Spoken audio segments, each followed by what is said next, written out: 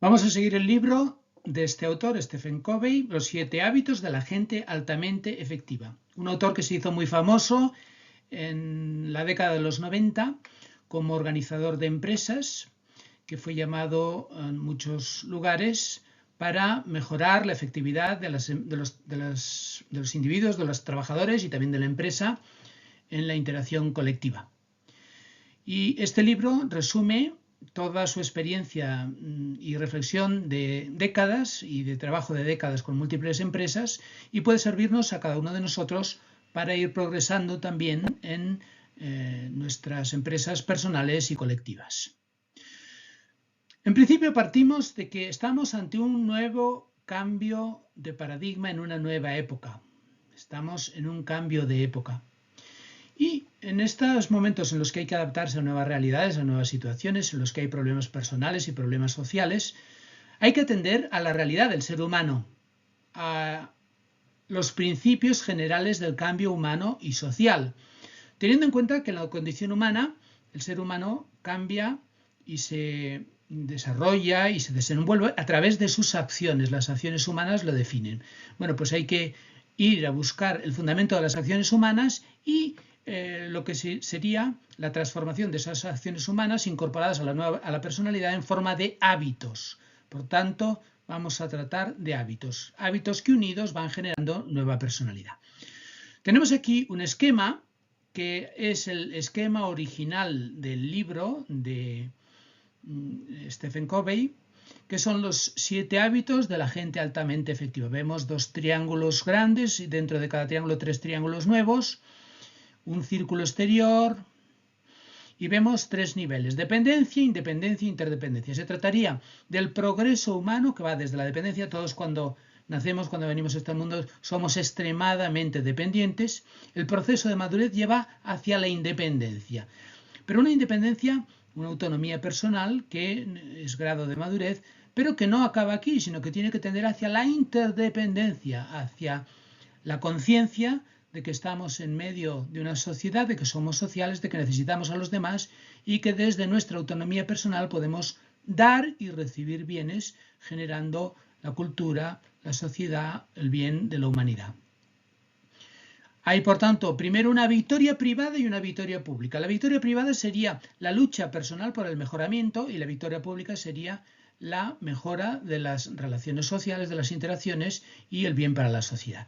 Y entonces aquí van apareciendo uno por uno los 7 nuevos hábitos que hemos de incorporar. Ahora simplemente los enunciamos. Sea proactivo, siempre con un fin en mente. Primero, lo primero. Estos 3 hábitos corresponden a la victoria privada. El cuarto hábito, piense en ganar, ganar. El quinto hábito, primero comprender, busque primero comprender y después ser comprendido. Y por último, sinergice, construir sinergias. Por último, hemos visto en el apartado anterior, había un 7º hábito a la derecha que se titule Afile la sierra. Empezamos con el primer hábito, ser proactivo. Ser proactivo, hemos visto que es el hábito primero que aparece en el triángulo inferior, y para eso corresponde como contemplar la característica peculiar de la condición humana. La característica del ser humano es la autoconsciencia, o sea que tenemos en nuestro interior un espacio interior de percepción, de reflexión. Cerramos los ojos, pensamos en nosotros mismos, pensamos en quiénes somos, lo que hemos hecho, nuestra historia, nuestras perspectivas, nuestros deseos, nuestros miedos. A diferencia de los animales que están biológicamente condicionados por la ley estímulo-respuesta, el ser humano tiene una novedad, tiene un espacio de libertad interior para elegir. No está condicionado por los estímulos para dar unas respuestas puramente biológicas o condicionadas genéticamente o socialmente, sino que hay un espacio de libertad. En este tema nos conviene recordar la figura que recuerda el propio Viktor Frankl. Viktor Frankl fue un psicólogo judío que fue llevado a los campos de exterminio nazis, donde murieron sus padres, murió su mujer y murió su familia. Pero Viktor Frankl, que tenía una formación psicoanalítica y por tanto tenía una concepción del ser humano con una libertad muy limitada, tanto por sus condicionamientos genéticos como sociales, como psíquicos, él descubrió por su propia experiencia en aquella prisión en la cual estaba allá desnudo y abandonado allá y maltratado por sus opresores, descubrió que en su interior había una libertad que nadie le podía quitar, que era la libertad de cómo vivía aquella situación en la cual le habían colocado. Y entonces que tenía un espacio de autoconciencia en lo cual se descubría a sí mismo, tenía un espacio de imaginación para pensar aquellas situaciones en las cuales estaría una vez si podía salir de aquella realidad terrible en la que se encontraba, aquellas personas que le esperaban. Tenía una voluntad independiente para decir y tenía una conciencia moral donde había unos valores que le daban fuerza y ánimo para continuar adelante. Todo esto le hizo descubrir ese espacio interior que es fundamental. Bueno, pues precisamente ser proactivo es actuar con iniciativa en función de los valores personales y no en función de las presiones ambientales. De eso se trata, de descubrir en el propio interior la fuerza, la libertad para actuar desde uno mismo, desde los propios valores. Se trata de hacerse responsables de la propia vida. La responsabilidad es la habilidad para elegir nuestra respuesta personal. Lo contrario a ser proactivo es ser reactivo. Las acciones dependen de las circunstancias o de las personas que nos rodean. Eso sería ser reactivo. Que dependemos de las influencias exteriores, de lo que nos dicen los demás, del tiempo atmosférico. Dependemos de los demás. No actuamos desde nuestra propia fuerza e interioridad, desde nuestra propia libertad. Las personas reactivas viven normalmente condicionadas por los demás en función de otros y no de sí mismos. La proactividad es un cambio de mentalidad para tomar las riendas de la propia vida. Debemos sustituir el lenguaje reactivo por lenguaje proactivo. El lenguaje reactivo es aquello que a veces entra en nuestra personalidad sin darnos cuenta. Ay, es que no puedo, es que no sé, es que yo soy así, es que nada me puede cambiar, es que no puedo, es que yo debo hacer eso. Pues el lenguaje proactivo es tomar la responsabilidad de la propia vida y razonar, descubrir alternativas, elegir la respuesta adecuada dentro de mis posibilidades, es preferir una cosa a otra, es no estar condicionado por los propios sentimientos. El lenguaje reactivo se convierte en profecía de autocumplimiento. Muchas veces, ay, es que no puedo. Y claro, no lo haces. Hay que distinguir dos áreas de la propia vida. Normalmente se trata de ver a qué dedicamos tiempo, dónde pasamos nuestro tiempo, nuestra realidad, nuestra actividad. Tenemos como un gran círculo de preocupaciones en el cual entran pues, todos esos grandes temas universales y personales que nos afectan, ¿no? Estamos preocupados por el cambio global, estamos muy preocupados por el cambio climático, por los problemas de la sociedad, por la posibilidad de un atentado nuclear, por las guerras, por el hambre en el mundo, por todas esas cosas.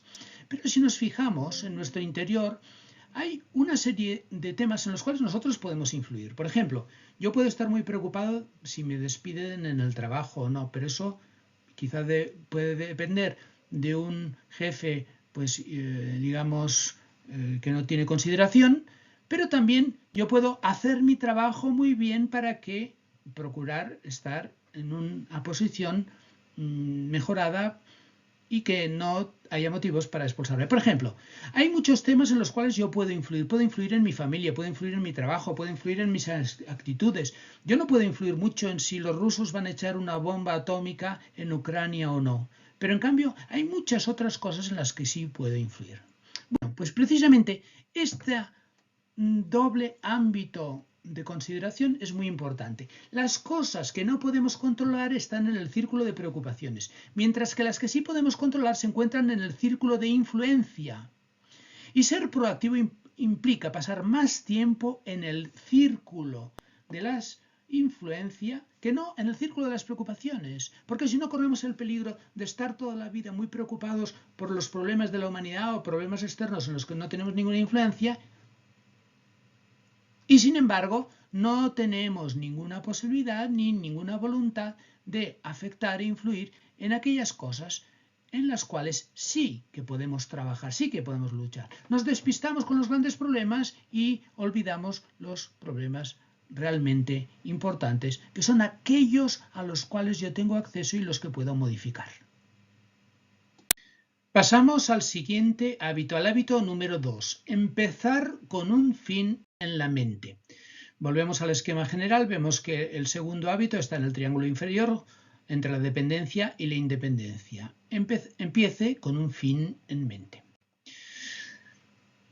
La creación mental, dice Covey, precede a la creación física. Primero las cosas aparecen en la mente y después aparecen en la realidad. La primera creación está en el pensamiento y la segunda creación es la realidad, la producción física de los resultados deseados. Estamos en el primer ámbito, ¿no? En la interioridad. Empezar con un fin en la mente significa tener adentro la imagen de lo que quiero ser en la vida, de lo que es más importante para mí, del propósito y la meta a la que quiero dirigirme. Saber a dónde voy. Mi legado, aquello que querría que recordasen de mí, mi misión personal en la vida. Covey pone el ejemplo, nos trae la imagen de una persona en su funeral y de que piense a ver qué es lo que desearía que todos sus familiares, allegados, conocidos, colaboradores en el trabajo dijesen de él. Bueno, pues esa síntesis del legado de lo que querría dejar y que recordasen de él en la posteridad está en relación con la profundidad de uno mismo, de aquello que realmente deseamos. Empezar con un fin en la mente se puede aplicar a muchos niveles, se puede aplicar a cosas concretas, a trabajos, a planes, a misiones, pero aquí también lo más importante es aplicarlo a un nivel más profundo, al nivel de lo profundamente humano. Cuando tenemos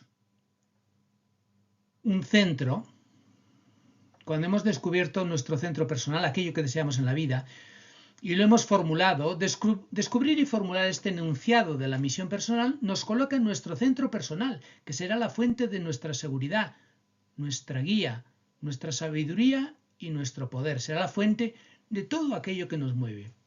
Porque si no, corremos el peligro, si nosotros no tenemos un propósito en la vida, una misión personal, no hemos descubierto qué es lo que hay en nuestro interior, estamos a merced de los demás.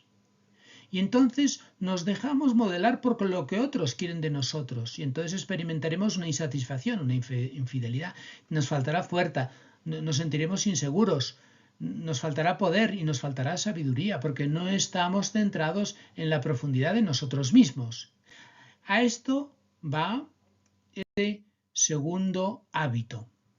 Las personas podemos tener muchos centros vitales muy distintos. La pareja, la familia, el dinero, el trabajo, el placer, los amigos, los enemigos. Hay personas que se centran en los enemigos para superar los traumas de alguien que les ha hecho daño. Uno puede estar centrado en uno mismo, puede estar centrado en la iglesia, puede estar centrado en el arte, etc. Todos esos centros están bien, son posibles, son reales. Ahora, quizá también muchas veces cada uno de nosotros juntamos un grupo de estas características diversas y a partir de ellas nos conseguimos una línea o una misión personal que integra diversos campos. Pero todo ello también puede ocurrir que se conviertan en idolatrías. Puede ser si uno pone el dinero o incluso si pone, por ejemplo, la familia como el centro de todo. Si por casualidad los hijos se van de casa, pues puede coger una depresión. Si pone el cónyuge y el cónyuge falla por lo que sea, o por salud, o por un problema, o por infidelidad, pues entonces se derrumba nuestro mundo. Si estamos centrados en nosotros mismos, también puede ocurrir que entonces olvidemos y despreciemos a los demás. Si nos centramos en el trabajo, nos puede ocurrir que fallamos en otras cosas y perdemos otras cosas que son importantes. Lo importante es que los elementos en los cuales queremos fundamentar nuestra vida se basen en unos principios, en unos valores profundos que los sostienen.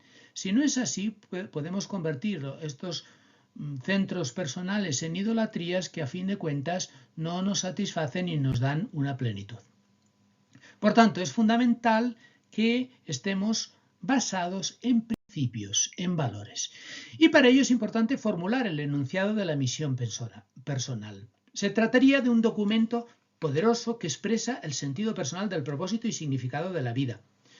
Dice Viktor Frankl que toda persona tiene su propia misión específica en la vida y que la debe descubrir, que es una cosa que se descubre. Uno no se la inventa, uno no se la fabrica con ideas, sino que uno mismo la tiene que descubrir y es importante hacerlo y es importante formularlo para estar centrados y para encontrar el núcleo de nuestra energía. Formular la misión personal actúa como una construcción que ayudará poniendo dirección al cambio, evaluando decisiones y eligiendo conductas.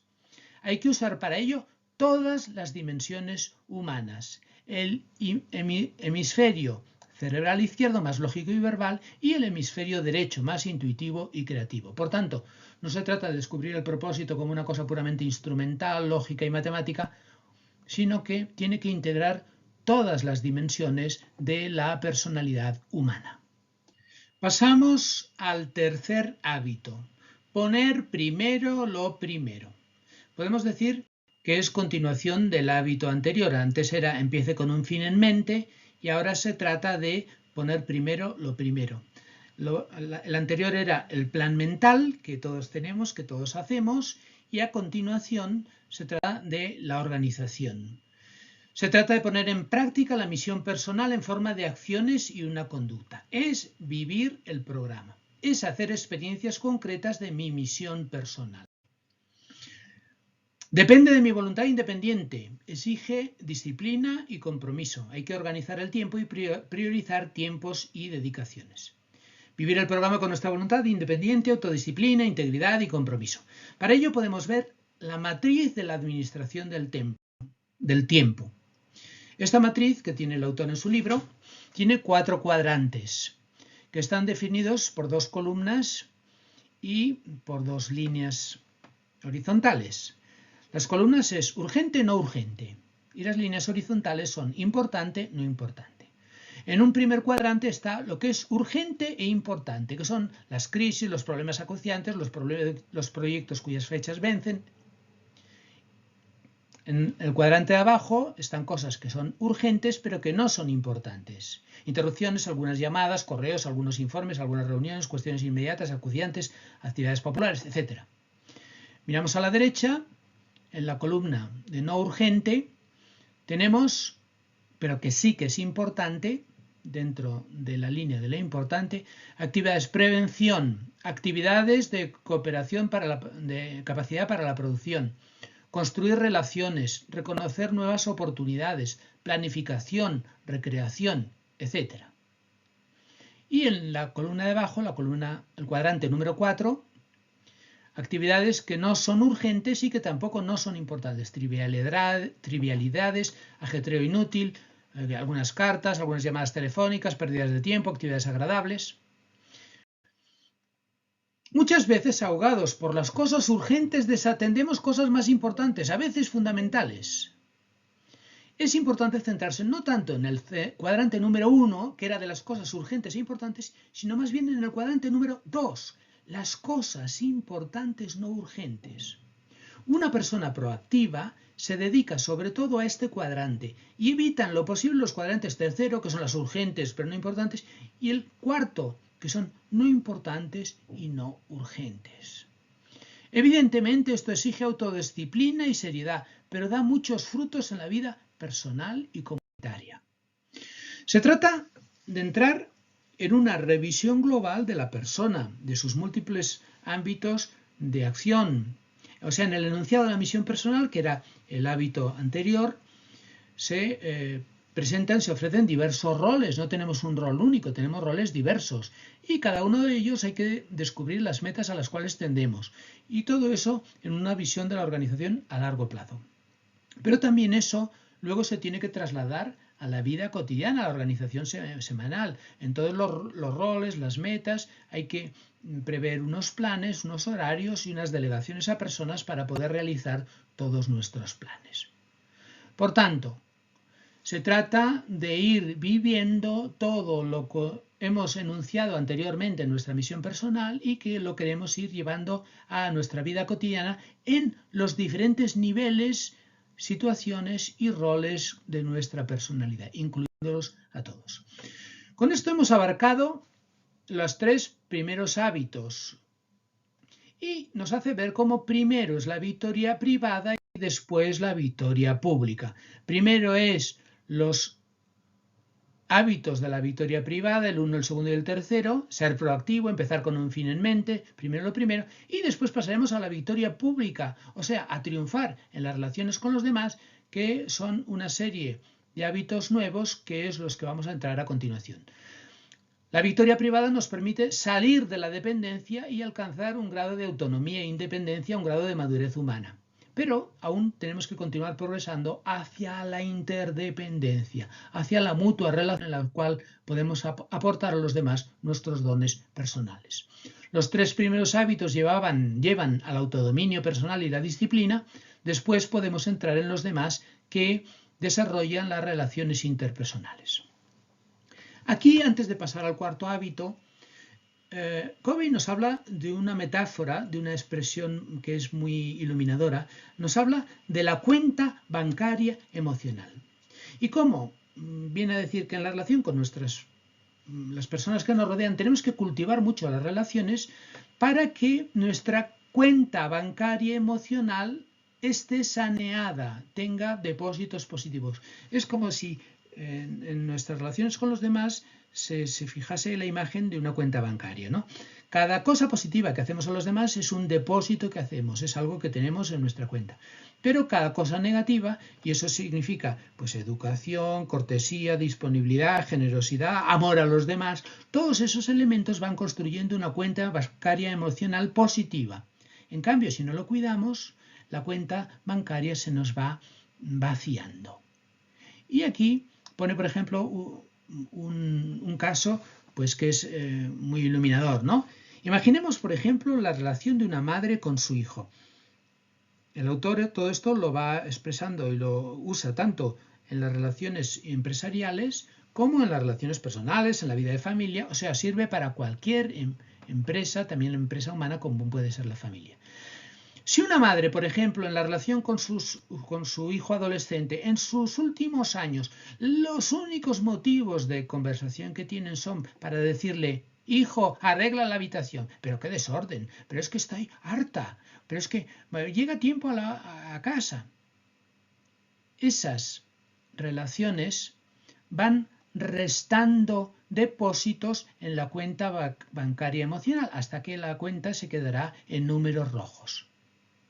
Es normal que un hijo y una madre que tienen tal relación, cuando el hijo después tenga problemas personales profundos, no tenga confianza con su madre para poder dialogar con ella, porque la cuenta bancaria emocional está en números rojos. Ese ejemplo nos sirve para todo tipo de relaciones humanas. Es necesario cultivar la confianza, la solidaridad, los pequeños detalles, el amor a los demás, fomentar una solidaridad, una honradez, una coherencia personal, para que el otro pueda confiar en nosotros y de este modo podamos establecer un progreso en nuestras relaciones humanas, que es el que corresponde a los hábitos que vienen a continuación.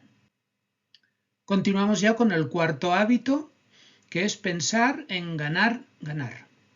En contra de lo que podría parecer esta expresión, que sería como alguien que solamente le interesa el beneficio, cuando el autor habla de esto se refiere a una cosa muy especial. Se trata de que hay que ganar uno mismo, pero también tiene que ganar el otro. A eso se refiere esta expresión. Por tanto, estamos en el cuarto hábito que pasa de la independencia y en el camino de la independencia piense en ganar, ganar. Se trata de generar la actitud colaborativa, no buscando solo el propio beneficio personal, sino el de todos. Salir del paradigma de la competencia para buscar el bien comunitario, colectivo, personal, el bien de los demás. Hay que tener en cuenta que este paradigma es uno de los posibles entre las muchas relaciones e interacciones humanas. Si miramos la parte de abajo, 6 paradigmas de interacción humana. Ganar, ganar, gano, pierdes, pierdo, ganas, gano, ganar, ganar o no hay trato. De todos ellos, el ganar-ganar sería el más oportuno, el más interesante. Pero no se trata de una técnica, sino que es, como dice en la parte superior, una filosofía de la interacción humana, en la cual se llega a la conclusión de que es la mejor de las posibilidades. Pero ello requiere un aprendizaje recíproco, una influencia mutua, unos beneficios compartidos, un saber perder una parte para que el otro gane. Se necesita mucho coraje y consideración si interactuamos sobre todo con personas programadas con el paradigma gano-pierdes, que es el paradigma competitivo de la sociedad actual. Se trata, por tanto, de trabajar el propio carácter, progresar y promover las relaciones, el conocimiento mutuo, llegar a acuerdos y que haya unos sistemas y unos procesos de base sobre los cuales se pueda fundamentar todo este nuevo estilo, este nuevo hábito de interacción. El quinto hábito, primero comprender, después ser comprendido. Estamos dentro de la victoria pública, en la parte superior, en el camino de la interdependencia. Se trataría de aprender, hay que aprender a escuchar al otro desde lo más profundo de sí mismo y no desde nuestros esquemas preconcebidos. Porque normalmente no sabemos escuchar, ponemos el filtro de nuestros esquemas individuales. Si el otro habla, pues ya tenemos como un prototipo de respuesta biográfica. Hacemos una evaluación, a ver qué nos querrá decir, un sondeo, te refieres a esto, lo otro, un consejo, pues yo en tu caso haría esto, o una interpretación de lo que el otro hace, pero todo ello normalmente lo estamos haciendo desde nuestras propias experiencias biográficas, desde nuestra propia realidad, desde nuestra propia personalidad. Y esto lleva a que muchas veces la comunicación sea inauténtica, que no sea profunda, que sea superficial, que se deforme, porque interpretamos y entendemos al otro, mientras que lo que se necesita es una escucha empática, escuchar con los oídos, pero también con los ojos y el corazón, ponernos en los zapatos del otro, según dice el refrán. Una vez comprendemos al otro desde sí mismo, hemos de buscar que nos comprendan a nosotros. Y por último pasamos a otro hábito, el tercero de la victoria pública, que es sinergizar. Trabajar buscando la sinergia con los demás. Vemos, es el sexto hábito en el camino después de la independencia hacia la interdependencia. Sinergizar es trabajar en comunidad. La sinergia es el poder de la unidad. Cuando estamos unidos, nuestras fuerzas, más que sumarse, se multiplican. Y para esto me sirve un ejemplo que es muy interesante. Si juntamos una serie de piezas que tenemos en un garaje desordenadas, desorganizadas, unas ruedas, una cadena, un manillar, resulta que de ahí obtenemos una bicicleta. Y con la bicicleta multiplicamos las posibilidades de aquella suma de piezas que antes las teníamos que cargar en un saco y que, sin embargo, bien montadas, bien relacionadas y colocadas adecuadamente, nos sirven para que nos subamos a ella y para que nos puedan llevar muy lejos. La sinergia es eso. Si lo miramos en la naturaleza, está por todas partes. Los ecosistemas naturales, las plantas, los bosques, la naturaleza, todo ello funcionan sinérgicamente, se relacionan mutuamente y se obtienen beneficios mutuos. Se trata de aplicar a las interacciones sociales los principios de la cooperación creativa de la naturaleza. La vida de familia, por ejemplo, es otro ejemplo. Expresa la sinergia. Una mujer y un hombre engendran un hijo y nace una nueva relación, nace una vida de familia, nace algo completamente distinto de lo que eran cada uno de ellos individualmente y de lo que es cada uno de ellos simplemente con la suma de las fuerzas. Hay mucho más. La sinergia es fundamental y necesita valorar las diferencias como una riqueza, no simplemente soportar las diferencias y querer homogeneizar que todo sea igual. No, hay que valorar las diferencias. Surgen así nuevas posibilidades impensadas, fruto de la variada confluencia personal. El esquema del establecimiento de la sinergia en un grupo es este. Primero, hay dos ejes, ¿no? Hay un eje que es el de la cooperación, que primero es muy baja, y el eje horizontal, y que va progresando, cada vez es mayor. Y hay un eje de la confianza, el eje vertical, que primero es muy baja y luego llega a ser alta. Si la confianza es baja y la cooperación es baja, estamos en un esquema de interacción defensivo, donde gano o pierdes o pierdo ganas, o gano tú o ganas yo. Si vamos progresando en la cooperación y en la confianza, llegamos a un nivel de respeto transaccional en el cual podemos equilibrar nuestros intercambios. Pero en el último término, cuando la confianza es alta y cuando la cooperación es alta, llegamos al nivel de sinergia, en el cual ganamos todos, en el cual con lo que compartimos mejoramos todos y realizamos aquello que deseamos de modo diverso a como lo haríamos individualmente. La sinergia, por tanto, miramos a la derecha abajo, nos da madurez, estabilidad, confianza, seguridad y permite una interacción mayor. Claro, el concepto de la sinergia es, lo vemos en la parte de arriba a la derecha, es la esencia del liderazgo transformador, porque sirve para catalizar fuerzas, unifica y nos libera de condicionamientos y de prejuicios. De este modo, miramos a la izquierda abajo, aprendemos a valorar las diferencias y podemos abordar los cambios. Y la sinergia también, en la izquierda a la derecha, nos ayuda a distinguir las fuerzas impulsoras y las fuerzas restrictoras, las fuerzas negativas y las fuerzas positivas, a distinguirlas, a controlarlas y poder usarlas para el beneficio conjunto. Por último, pasamos al hábito 7, afilar la sierra. Lo vemos en los dos márgenes. Antes hemos visto los dos triángulos, el inferior y el superior, de la victoria privada y de la victoria pública, un camino hacia la independencia y después hacia la interdependencia, y por último llegamos a afilar la sierra, que son el paso fundamental, que es el que permite que todos los elementos que hemos ido introduciendo hasta ahora, todos los hábitos anteriores, se puedan mantener, puedan tener un mantenimiento y puedan estar dispuestos a continuar trabajando. Para eso sirve una parábola también que explica el autor, que es muy significativa.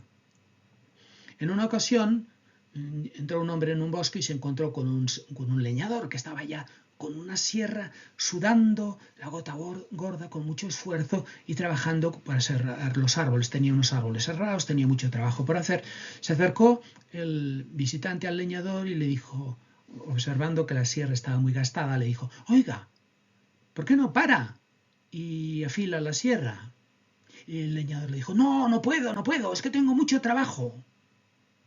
Ese es el problema que muchas veces nosotros tenemos en nuestra vida, que no tenemos tiempo para afilar la sierra y por eso trabajamos mal, nos cansamos más de lo necesario y damos menos fruto y menos eficacia en nuestro trabajo del que podríamos realizar si la sierra estuviese afilada, si nos hubiésemos parado para afilar la sierra. Hay que tener la sierra a punto y afilada para hacer bien nuestro trabajo cotidiano de leñador.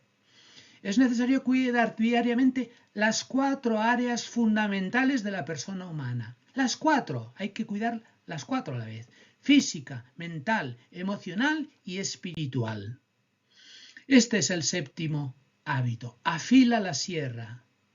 Hay que cultivar, primero, el área física, el ejercicio, hacer ejercicio, la nutrición, el control del estrés. Todo eso es fundamental para poder desarrollar los hábitos que hemos dicho. El mental, hay que leer, hay que visualizar, hay que planificar, hay que escribir, hay que cultivarnos mentalmente para poder después desarrollar las demás funciones humanas. La dimensión espiritual, clarificación de los valores, ir al fondo de nuestro ser para descubrir nuestra fuerza, para compromiso con los valores, estudio, meditación, etc. Y la dimensión emocional, servicio, empatía, sinergia, es seguridad intrínseca. Con esto tenemos a punto todas las dimensiones humanas y todas son igualmente importantes porque trabajan conjuntamente para poder fomentar nuestros hábitos, desarrollarlos, establecerlos y ir trabajando en hábitos nuevos. La síntesis final. Tenemos así los 7 hábitos que los vamos incorporando a nuestra personalidad. La proactividad, tener un fin en la mente, establecer primero lo primero, pensar en ganar, ganar, procurar primero comprender, después ser comprendido, sinergizar y afilar la sierra. Con eso hemos ido progresando en los diversos aspectos de nuestra personalidad y nuestras relaciones humanas. La responsabilidad, el liderazgo personal, la administración personal, el beneficio mutuo, la comunicación efectiva, la interdependencia, la mejora continua.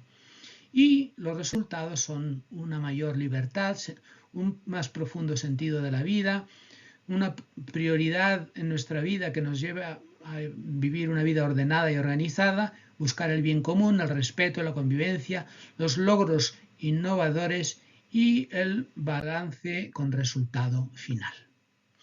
Para desarrollar todos los dones no hay atajos. Rige la ley de la cosecha. Siempre recogemos lo que sembramos, ni más ni menos. El logro de la unidad con nosotros mismos, con nuestros seres queridos y con nuestros amigos y compañeros es la meta final de los 7 hábitos. Pero esto no es ni cómodo ni fácil, sino que es un camino que hay que ir trabajando, que hay que ir desarrollando y que no se puede buscar atajos. Los 7 hábitos nos permiten asumir responsablemente la propia vida e ir progresando y entrar en un círculo virtuoso, aprender, actuar, comprometerse y volver a empezar. Con esto terminamos este tema sobre los hábitos necesarios para el crecimiento, para el desarrollo personal. Continuaremos con otros temas dentro de este ciclo de desarrollo de la personalidad humana. Gracias.